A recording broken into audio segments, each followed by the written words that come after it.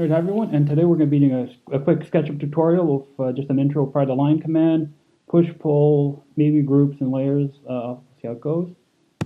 But first we're going to be covering one thing that a lot of people, especially if you're going to architecture and you want to go into learn SketchUp or just 3D commands, most people don't mention or talk about. So first of all, we're going to be going over that.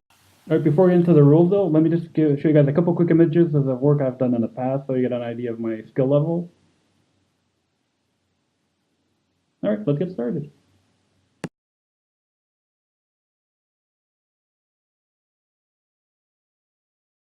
So first of all, SketchUp simply is that this, paper, and pens are your best friends. Before you start building, drawing, designing anything, it's good just to draw out and go over ideas, sketching. It really helps you think a lot better and go through problems and create ideas and try alternatives. So that's the first step, especially if you want to go into architecture and you haven't done any and you're not sure about it. Know that you're going to be doing a lot of drawing and a lot of building models. So the second thing you need to know about architecture is model building. Be it something mundane like this,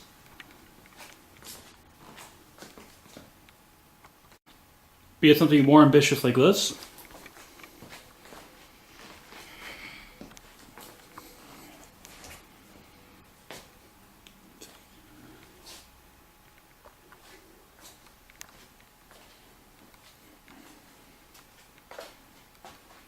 and what the beauty of this is essentially we're using you got the four elements, one part here, one there, one back there, and a main. You can also quickly try out alternatives like this.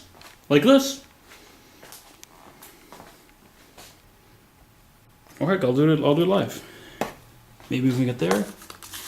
Maybe if we have that there. Oh, there. And there we go. And you can just quickly move stuff around and try different ideas. Maybe put that together.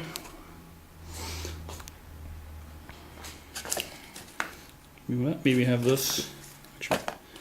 Maybe have this as sort of a tunnel.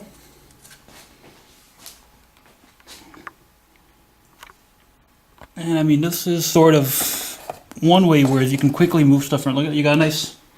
Actually, you can just. That stuff could be sort of a nice shape with maybe. It's falling apart.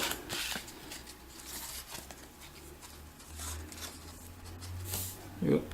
Some of that. And by building models, especially really rough stuff with this was rolled of toilet paper and tape, you can build something really quick and sort of literally just play around with it quickly, moving stuff around, standing stuff up, putting it sideways. So that's essentially the second rule of SketchUp. Before you even get started, it's to really draw stuff and build models so you can build rough models so you can build stuff like that, and also, or this. A model of an interior. There we go. There you go. Or that. There you go. Something more detailed. Just about a 1 to 50. Okay, let's get started. Let's delete our little friend here. Okay, so first thing we should probably take a look at would just be the interface. So on the left side here you have the panel with your selection tools, your create component, your paint, your eraser. Down here, these are all your different draw tools, your rectangle, your circles, individual lines, your angles, followed by your move, your push-pull, rotate, offsets. And these are all your letters, your writing, your intervention styles. And down here you have your sections, your zooms, your pans, and your orbits. So let's get draw something quickly before we actually get into individual commands. Let's see really quick.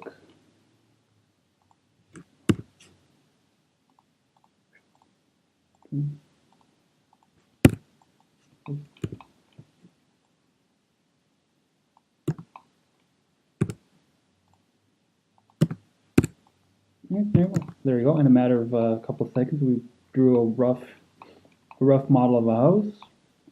Pan around, take a look. Oh, I think it looks beautiful.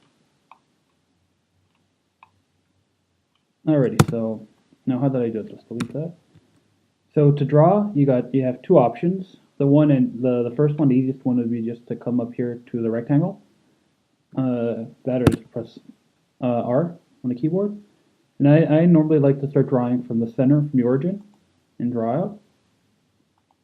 And as soon as you let go, the Sketchup automatically creates a rectangle. You could also come up to the draw tool, the line, or press L, and I'll draw in here to make it easier for you to see. You can just draw a line. You have to keep re-clicking, so draw a line, click, click again, draw, click.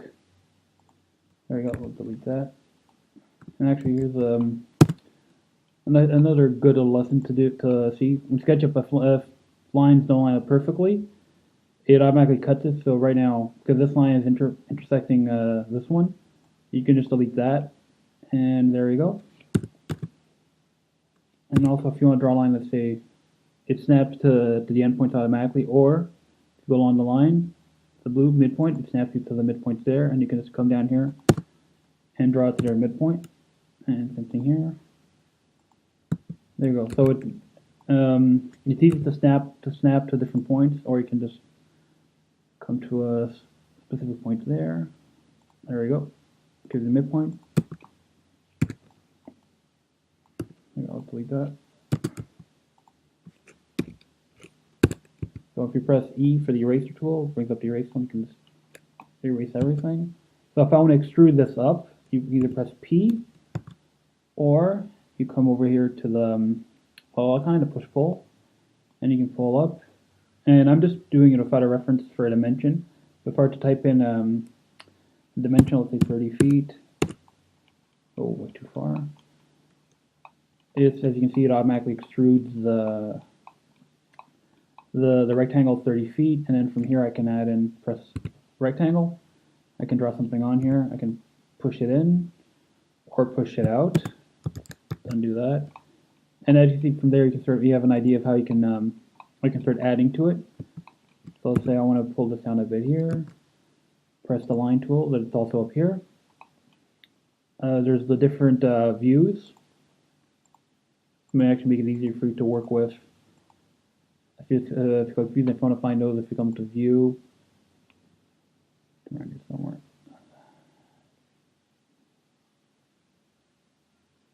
Camera, there you go. Camera, standard views. You have them all up here. I just generally have them up here, easier to access. Now I'll do the isometric. I'll do the front view. So I click line, select the midpoint, come up to this point here, draw another one. And if I want to just re-click here on the snap point, click down here, and then come across, delete. And see, you got a triangle there for the face. And you can push pull out. And then if you just want to fill in this face here, draw a line, in the case down here, delete it. And you have yourself a house using the line, push pull tool, and essentially that's it. So one way, now this is great if you just want to do something like a quick model, if you want to do something, a really quick, something that model that you want to try out different ideas, maybe add in this. Pull that out, pull that over. Maybe do something like this. Try something. If you just want to try really quick prototyping and seeing what works, what doesn't. There you go, put that face. Then that's one problem with SketchUp. You have to be careful when you're deleting lines and points. You might accidentally delete a face. In this case, it's easy enough. You just draw a rectangle here, add it in, and it fills it. So there you go, you guys. You got your a nice little, beautiful, nice little house, model of a house. Now let's delete that. Now what I would suggest, and if you've used software such as AutoCAD or Photoshop, would be to use layers and components, especially if it's a model that you want to come back to later. So you'd go through the same process, rectangle, you draw a square, Now you can either, let's say, we can either extrude it or do it first. Let's extrude it first. You can create different layers. So let's create one for a wall. So you can come up here, select it. So you can either select this from right to left, which will select everything. This, which I think only select what's visible. No, if you select everything. Or the easiest way to do it would be just a triple select, and it'll select the whole object. And then you click on G, brings up the component menu. You can rename it to whatever you want, say walls.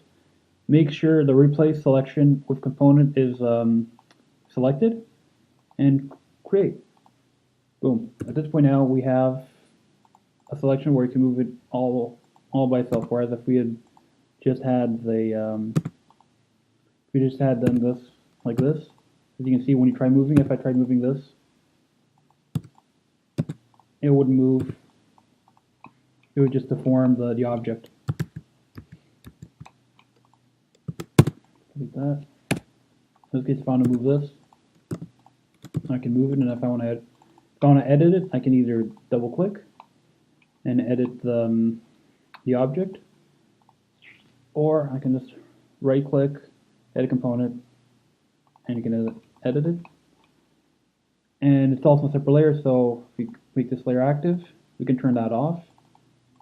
So now we rename this to, let's say, roof. Do the front view again. Nice big roof.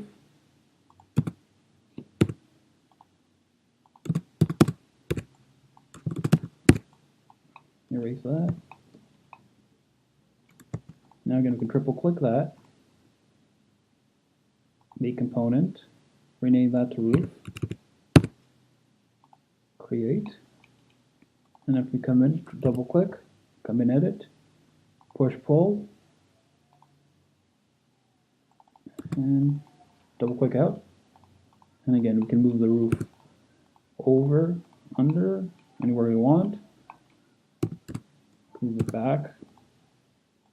Or if you just want to, if it's a more complex model and you just want to do maybe hide the walls to take a closer look at the roof or at another detail, it's easy. It's very easy, especially if you have a lot of parts.